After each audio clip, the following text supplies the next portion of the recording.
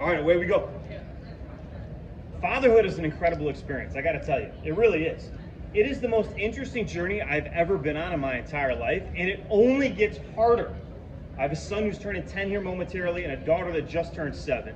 My son, incredibly brilliant and so challenging that comes with it. Talented in so many ways, but that comes with a cost and an ante. My daughter, she's a force of nature, a la like hurricanes and tornadoes. When nature decides to go in a direction and tear things up, that is the equivalent of what my daughter is as well. I love them both unconditionally, and both of these skill sets and what they bring to the table will cause them and impact them in a positive way to have an excellent life, to truly be dominant in life. But as we all understand, maybe you were the same way, right? I wasn't always the best kid, the best behaved or most well behaved by any means, and I feel like a lot of those same things turned out to be great for me in my life here right now. So my son has just recently taken up golfing. My son has started golfing not recently, over the last 3 years. Remember, he's 9 going on 10. He's been golfing since he was 6. His grandfather introduced him to golf, who has a love for golf. He started taking him, hitting balls, get him a little set of clubs, and it caught on really fast. See, my son, he's an intellect. He's somebody that is introspective. He's somebody that is logical. He's somebody that's really understands the angles and the situations and the scenarios and is a deep thinker. And golf is a wonderful sport for him in so many different reasons for these reasons. Plus, the man loves to compete. He loves to do well, he wants to put in the work, and he wants to do the things necessary to be able to do something special and be proud and have other people proud of him. Don't we all? Now here's the beauty and where the journey begins. The journey begins with my first experience of us enrolling him in what's called USA Golf or USA Junior Golf. It's this thing that happens on an every week basis for about 2 or 3 months towards the end of the summer, and I'm sure they have more camps like this as well. In fact, he's also enrolled in PGA Junior, so for the last 3 or 4 weeks, my weekends have consisted of a Saturday 9 holes and Sunday 9 holes, following him around and even caddying for him, which is where this story is going to come from. So this is my first experience of taking my son to a caddied PGA USA golf event, okay? I, ladies and gentlemen, don't like golf. I don't like golf, I don't know golf, I don't really enjoy anything about golf outside of simply sitting on the couch and falling asleep because it's nice and soothing to take a Sunday nap to. That's about the full extent. I have golfed before, but I do it because I enjoy having a couple pops and smoking a cigar, listening to some music, and being with friends outdoors. Who doesn't, right? And if I got to be on a golf cart and carry around some metal sticks with me to enjoy that, then so be it. I'll do it. Let's go golf, right? That's been the full extent of my golf experience at this point in time in my life. But no longer, ladies and gentlemen. Now, when you have a child that dreams of being a superstar and that is willing to put in the work and is signed up for a legitimate USA Golf League, now golf has become my life, whether I like it or not. Whether I choose to do so or not, I now will love golf. I now must become a great golfer. There is no other option. If you have children, you understand, or one day you may soon, it has now become my life. And I love it. But what I want to do is just break down my experience of this first event. Because the moment I got into the car and sat down, I had to do a quick checklist because I didn't even know if I had everything. What are you supposed to bring to these things? I've never been to this golf event, been golfing. I know if I showed up before, all my buddies would just kind of give me what I needed, and I just needed to kind of show up and be ready with some money and ready to go. This is different. I'm the caddy, I'm the father. This is my son. I need to make sure he shows up prepared. Does he have his golf shoes? Does he have the cleats? Does he have socks? Does he have tees? Does he have balls? Does he have water? Does he have snacks? Does he have a rangefinder? Does he have his clubs? Are his clubs clean? Are the clubs in the car? Is everything in the car? Are we on time? Will we get there early? Are we going to get there early so we can get to the driving range? Do we have enough time to practice before? Do we know the course? Do I need to sign up? Where do I register? Where do I check in? These are just a handful of the questions that are rolling through my head as I'm driving an hour and 15 minutes to the golf course that we happen to go to and try to figure out how do we get this done. So of course I try to leave early. There's no way we could be late to this thing. Otherwise Dad is going to take it in a big way, in a bad way, right? Like my son will never let that down. And so we're rolling down the highway. He's watching a movie in the back, and I am freaking out because I'm thinking, we better have everything. What am I getting myself into? And I legitimately have anxiety going into this thing. Guys, I'm a grown-ass man. I'm 42 years old, and I have anxiety rolling up to a golf course to golf with my 9-year-old son. I mean, some of the most anxiety that I could possibly have. In fact, to give you an example, I would rather have the entire site of Cleveland standing in front of me, speaking to them, than actually going to the golf course with my son and walking on the golf course. So I don't make a fool of myself, and more importantly, make a fool of my son. So we get to the golf course, and now I get out, and I gotta unfold the cart, and I jam my finger in the cart, it turns purple. Oh man! And I'm like swearing and mumbling, and my son's kind of laughing at me. He goes, Caddy, day 2, day 1, it's not going well. And I open up the cart, I get the cart put together, then I get the clubs out, I put the clubs on the cart, then I get the water out, then I get the snacks out, and I put them in the bag, then I do everything else, right? I'm like, all right, G, hop up. And then G like puts on his cleats, gets on his shirt, he's gotta have the polo on, he's looking clean, he's fresh. Does he have his clubs? Does he have his tees? Does he have the balls? Is everything out of the cart? Do we put the water in? Are we good to go? Where's the clubhouse? I don't know about clubhouses. I don't know how this thing works, right? There's like a building over here, there's a building over there, there's people over here, there's part of, where am I even supposed to go, right? This is literally where we're at, ladies and gentlemen. I don't even know where to walk in. And so I'm like kind of rolling through this place, rolling through that place, walk through a little restaurant, you know, people look at me like, what's wrong with this guy? I start just following people into the clubhouse. So I walk up in the clubhouse, hi. We're here to golf. Well, he's looking at me like I'm out of my mind. I say, oh yeah, we're here for the USA event. She goes, oh, it's right over there. Check-in's over there. So I go over to the table, got my son with me. I'm like, all right, this is great. We check in, right? And so Gavin Schmidt checking in, great, excellent, right? And so G's ready to go.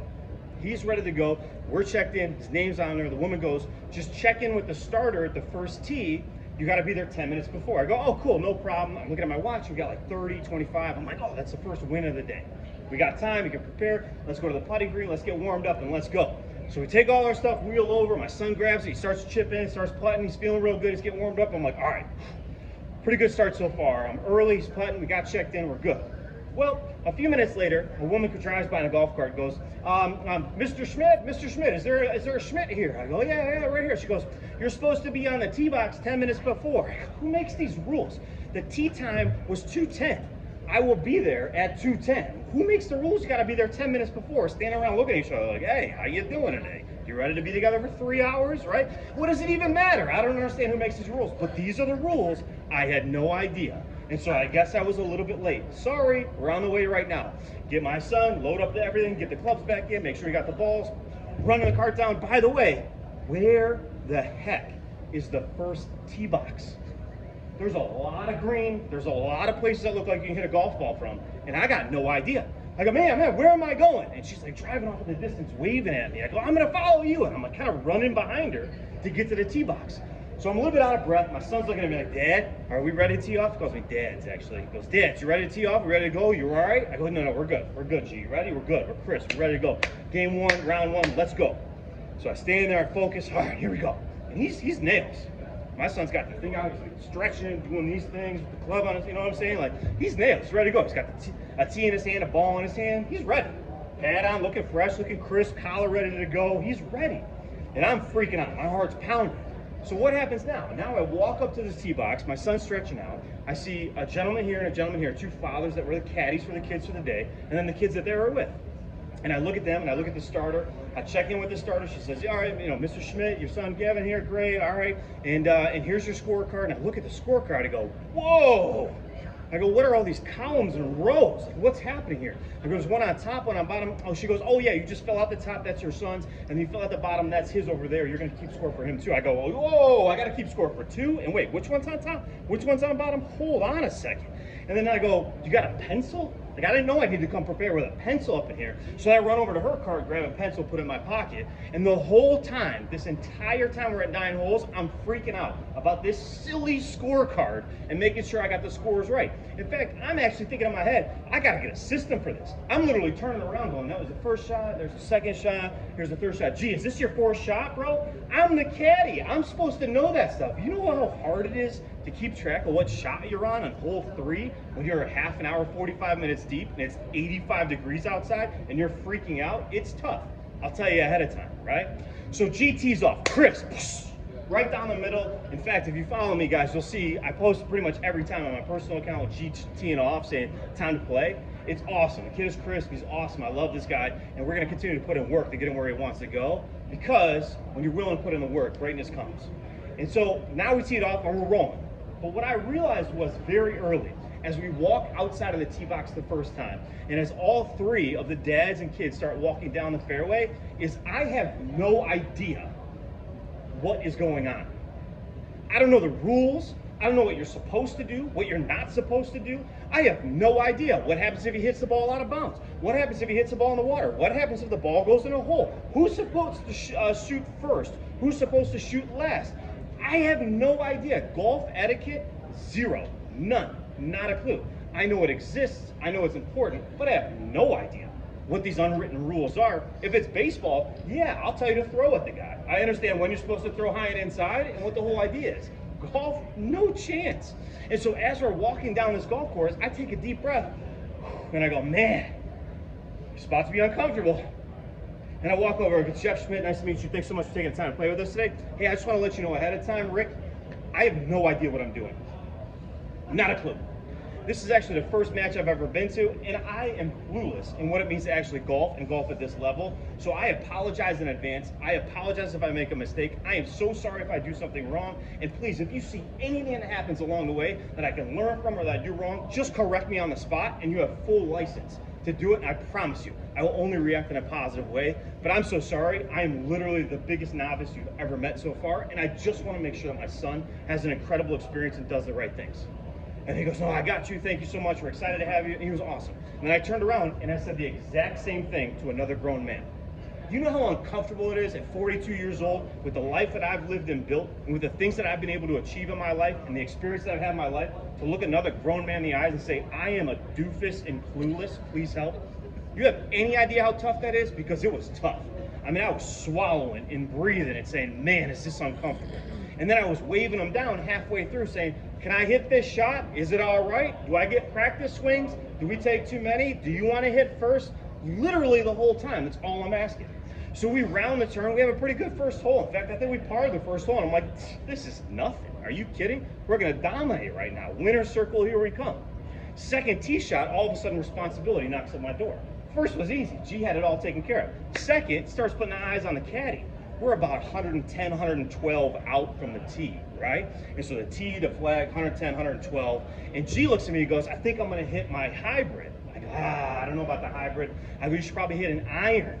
He goes, no, I'm going to hit the hybrid. I go, you sure? Hybrid, this, that, the other. I haven't seen you hit it clean. It kind of goes long. He goes, no, I'm going to hit the hybrid. I go, I think you should do the iron. I think you should do the iron for sure. This is the shot. Look what this little kid's hitting over here. You should do the iron. He goes, all right, Dad, so I'm going to hit the iron. Puts the hybrid back, pulls out the iron, swings, and tell me what happens. He absolutely smokes it over the top of the green. I mean, just smokes it. Beautiful shot, about 30 yards too far. And what's the first thing he does after he finishes that shot and it lands? Looks at you. My man, my son, swagger and all, my son, turns around, looks at me, and gives me the grin like you wouldn't believe. Iron, huh? And then he starts walking, and he is mad. And now I'm like, oh, jeez. First major mistake as a caddy. Am I ever going to live this down? Is he ever going to actually let this go? Oh, I'm freaking out. Not only have I no idea what I'm doing, but now I just literally blazed the opportunity for my son to compete right in front of us in the hole 2. And it's just begun. We're 25 minutes in. I'm like, my God, 2 more hours of this? How much worse can it get? Oh my gosh. So we finally get our way. We chip out, putt out. We probably go 3 over on the par on that hole, and she is mad. And he is pissed. And so off the next tee, he hits another shot and shanks it. And I go, oh no. And guess what? He turns around and looks at me. And he goes, lost my mojo. Lost my mojo, Dads. And I'm like, my gosh. Not only did I have him score terrible on the last hole, but now he doesn't have his mojo. Now he's not going to play well. Now he lost his confidence. Oh no. But now my dad thing kicks in. You see, understanding, guiding people through adversity, I got about 18 and a half to 20 years of experience there. So if you want to step into my wheelhouse with that, feel free to step on in. I got a cozy seat for you right here. I've been doing that, son, for about 2 decades. Let's talk through what we're going to do next. You know what I'm saying? So at least thank goodness he stepped into my wheelhouse, because I told him, gee, the next shot's your best shot. The last shot is over. If you dwell on the last shot, that's what you're going to continue to do. If you focus on the next shot being your best shot, that's over. What's it take to hit a great shot? Walk me through it. And we started working on that. We started working on our game, on our approach, on the process to success and greatness. See, that's what I drive through his mind. That's what our mantra is as a family. You guys might have heard me say this before, but if you don't love the grind, I mean fall in love with it like the greatest person that's ever met, or if you're not in a position where you absolutely love to put in the work to be great, and if you're not willing to dominate the process, the greatness and success, then the outcome never follows. And I've been talking to my son about that since he's 4. And so we drive that into his mind. He starts going. And we start playing a little bit better. We start doing a little bit better. And he starts doing well middle of this. At the end, probably hole 6 or 7, right before 8 or 9, 6 or 7, he realizes that he is pacing to get smoked. I mean, these kids are good.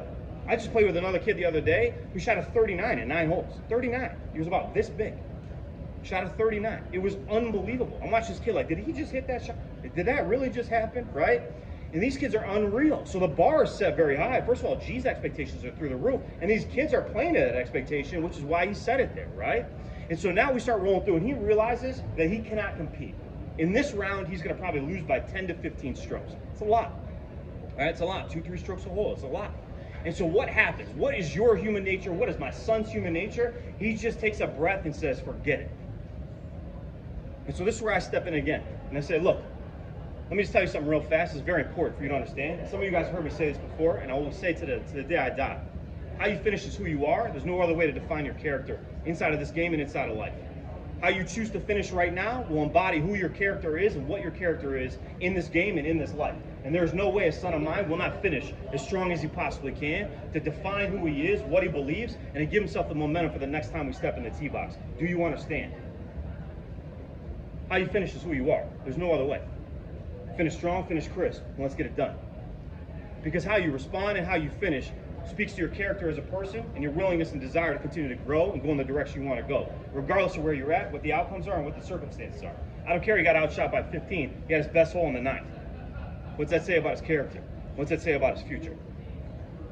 So this entire time, man, was an incredible experience. I just went through another one over the last weekend where my son had a complete emotional breakdown on the course about four or five holes in. And I actually had to check him as a father, literally on the green, pull him aside, kneel down, look him in the eyes, and talk to him as man to man, because he had totally let it go. Because once again, meeting personal expectations and personal standards and the struggles and the trials and tribulations it takes to actually get there is hard to do. And when you're not doing it and others are crushing you, it generates an emotion inside of you that sometimes breaks you. It ruins you. And my 9-year-old son's working how to work through that. We're going to learn together how we're going to have it shape us instead of break us. Because that's where greatness comes from, is those moments. So I'm a man that loves to reflect. I love to reflect, and I'm always looking to grow, especially as a father. As a father in my life and as a man in my life is the biggest growth opportunity I have. Because I understand that that's the biggest uncharted territory I have, and there's so much uncertainty on the horizon that I can't even plan for or anticipate. Therefore, the best thing I can possibly do is, yes, be prepared, but even more importantly, self-assess every moment I have and every chance I have to be a dad. And so as we're driving home for an hour and 15, I'm reflecting. That's all I do. Turn light music on, Sirius XM chill, right? And do a little reflecting as I'm rolling along the highway and as we're going home. And as I reflect, I think to myself the 3 key things that I knew I took away from this opportunity and that I wanted to share with you guys as well that hopefully you can take away. Number 1 is, you gotta be humble. Humble and humility are the leading indicators to growth and greatness.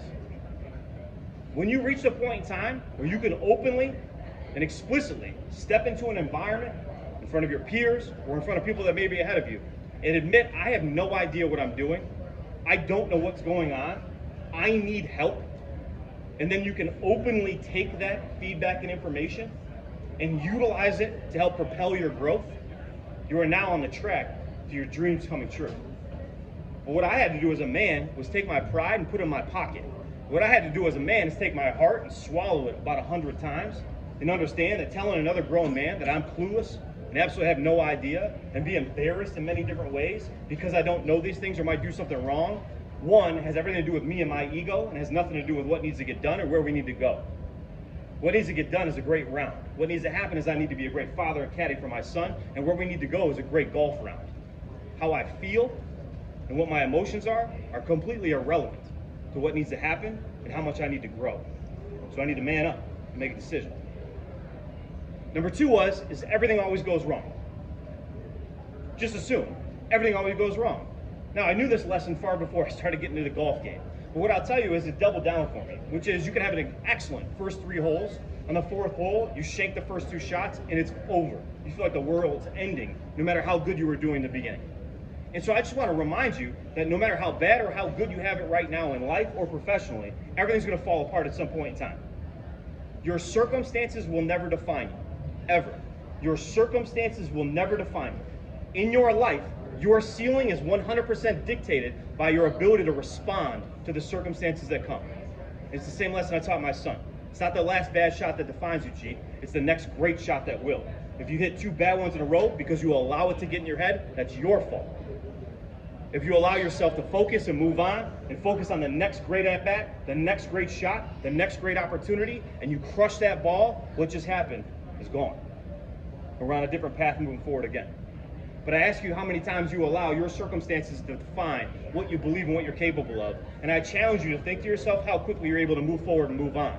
Because the next great at-bat and opportunity is right there. The only question is, are you going to choose to actually do something with it, or are you going to allow the momentum that has been created to bury it? That's your choice. Number 3, it's very simple. How you finish is who you are. How you finish a day, how you finish a week, how you finish a month, how you finish a conversation with a friend or family member, how you finish anything that you do in life, regardless of the circumstances or the outcome that's going to be achieved or occur. How you finish is who you are, and it speaks to your character. I will tell you that you will find that the most professional, elite people in life finish everything at their apex, no matter what the situation, because it's how they have programmed themselves to be elite. And you need to challenge yourself the same thing. If you have the worst day of your month today, but the last hour was the best hour you've had yet, it speaks to your character as a person, as a human being, and it speaks to where you're capable of going if you continue that momentum. Remember, that's your choice. Make sure your character shows in the times that need it the most. But these are just things that I learned, guys, in 2.5 hours of golf with my son, with a 9-year-old. From being self-aware, from having humility, from being humbled, from simply just wanting to share. And so I thank you for the opportunity just to share it with you guys, and hopefully you guys appreciate the lessons that can be learned, as I'm going to continue to carry these forward, not only define my life, but help define my son's greatness as well. Thanks, guys, so much. Appreciate you. Thanks, John.